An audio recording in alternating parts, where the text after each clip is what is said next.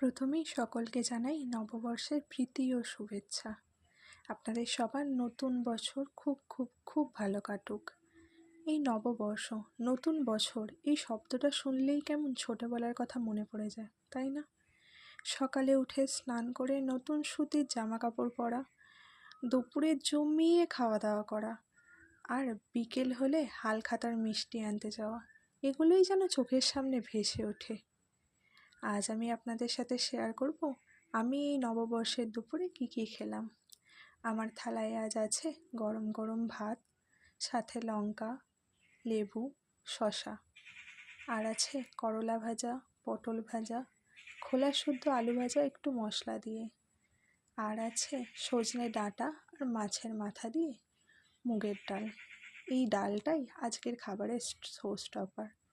এটা দিয়েই সমস্ত ভাত খাওয়া হয়ে যাবে, আর কিছু লাগবে না।